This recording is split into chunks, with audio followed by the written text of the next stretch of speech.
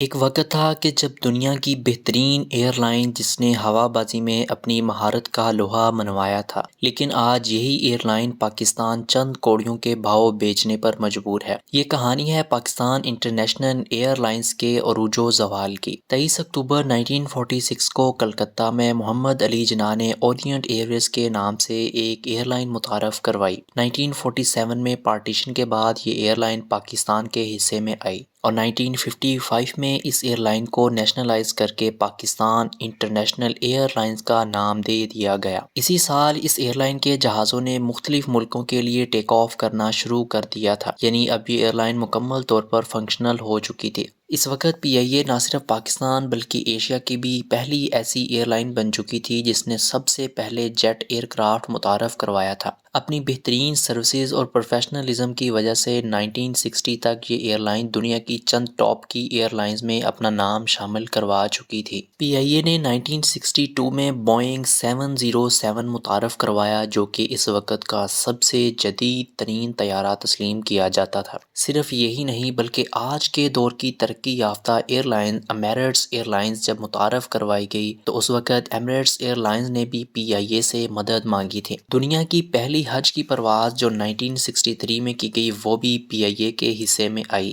اور یوں دیکھتے ہی دیکھتے پی آئی اے کی پروازیں دنیا بھر میں لینڈ آف اور ٹیک آف کرنے لگی تھیں۔ یہ وہ وقت تھا جب پی آئی اے کا logo great people to fly with حقیقت میں سچائی کی عکاسی کیا کرتا تھا۔ اس وقت یہ ایئر لائن ایک ایسی مشین بن چکی تھی جو پاکستان کو ہر سال منافع دے رہی تھی، لیکن اس ایئر لائن کی بدقسمتی کا سفر شروع ہونے ہی والا تھا۔ یہ وہ وقت تھا جب 1972 میں پرائم منسٹر ذوالفقار علی بھٹو نے پی آئی اے کو پوری طرح نیشنلائز کر دیا تھا۔ اس سے پہلے جب پی آئی اے کو 1955 میں نیشنلائز کیا گیا تھا تو اس میں پرائیویٹ سیکٹر بھی انوالو تھا، لیکن اب یہ ادارہ مکمل طور پر گورنمنٹ کے حوالے کیا جا چکا تھا۔ 1965 کی پاک انڈیا وار کے بعد ملک کو معاشی بحران سے نکالنے کے لیے پی آئی اے کے بہت سے جہازوں کو سیل کر دیا جاتا ہے اور بہت سے سٹاف کو نکال بھی دیا جاتا ہے، اور اس کے بعد پھر اس میں اپنی من پسند کے پولیٹیکل بیس کے اوپر سٹاف کو ہائر کیا گیا، اور یوں اس لائن کی تباہی کا سفر شروع ہو چکا تھا۔ لیکن رہی صحیح کسر 1977 میں جنرل ضیاء نے پوری کر دی تھی۔ جب مارشل لا لگا تو پورے ملک میں جنرل ضیاء کا کنٹرول تھا اور اس نے ہر ادارے میں اپنی مرضی کے لوگ بٹھانا شروع کر دیے تھے۔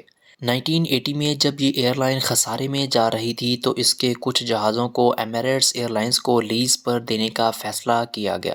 دیکھتے ہی دیکھتے وہی ایئر لائنز جو دنیا میں بہترین ایئر لائن کے نام سے جانی جاتی تھی، بہت سے ملکوں نے اس پر پابندی عائد کرنا شروع کر دی، کیونکہ پی آئی اے کا سارا عملہ بدل چکا تھا اور اس کے جہاز بغیر کسی مینٹیننس کے ہی آپریٹ کیے جا رہے تھے۔ یہی ایئر لائن جو پاکستان کو ہر سال منافع دے رہی تھی، یہ 1919 میں 100 ارب سے زائد کے قرضے کے نیچے ڈوب چکی تھی، کیونکہ اس کی جو تھوڑی بہت فلائٹس دنیا میں جا رہی تھیں ان میں بھی لوگوں نے بیڈ سروسز کی وجہ سے جانا چھوڑ دیا تھا، اور یوں ہر ایک فلائٹ پر پی آئی اے کو منافع کی بجائے گورنمنٹ کی جیب سے ہی ادا کرنا پڑ رہے تھے، اور یوں آنے والا ہر سال پی آئی اے کے لیے بدترین ثابت ہوتا چلا جا رہا تھا۔ اگلے 10 سے 15 سالوں میں پی آئی اے اتنی خستہ حال ہو چکی تھی کہ اس کے جہاز مینٹیننس نہ ہونے کی وجہ سے حادثات کا شکار ہونا شروع ہو چکے تھے۔ 2010 میں پی آئی اے کے اندر ایک بہت بڑا جعلی ڈگری اسکینڈل منظر عام پر آیا۔ اس معاملے پر جب تحقیقات کی گئیں تو پتہ چلا کہ پی آئی اے کے اندر 150 سے زائد ملازمین ہیں جن میں کیپٹن اور کیبن کریو بھی شامل تھے۔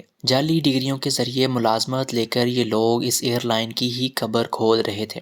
یہ معاملہ اتنا ہائی لائٹ ہوتا ہے کہ بین الاقوامی میڈیا پر بھی یہ نیوز ہیڈ لائنز میں چلا، اور یوں پی آئی اے کے زوال کا بدترین دور شروع ہو چکا تھا۔ یہ سب دیکھنے کے بعد بہت سے ممالک نے پی آئی اے کی فلائٹس پر مکمل پابندی عائد کر دی، اور یوں اپنی ہی نااہلی اور کرپشن کی وجہ سے یہ ایئر لائن قرضوں میں ڈوبتی چلی گئی۔ صرف سال 2023 میں ہی پی آئی اے کے 740 ارب روپے کے نقصانات تھے۔ فی الحال پی آئی اے کے پاس صرف 25 آپریشنل طیارے ہیں جبکہ کسی وقت میں ان کی تعداد 40 ہوا کرتی تھی۔ ابھی حال ہی میں موجودہ حکومت نے اکتوبر 2024 میں اس ایئر لائن کی بولی لگائی ہے تاکہ اسے کسی پرائیویٹ ادارے کے سپرد کیا جا سکے اور اس کے خسارے کو حکومت کے سر سے اتارا جا سکے۔ فی الحال تو اس ایئر لائن کی بحالی کے کوئی آثار نظر نہیں آ رہے، لیکن کیا یہ فیوچر میں دوبارہ سے اپنے پاؤں پر کھڑی ہو سکے گی یا نہیں؟ آپ اپنی رائے کامنٹ میں ضرور بتائیے گا۔ ملتے ہیں ایک نئی شاندار ویڈیو میں۔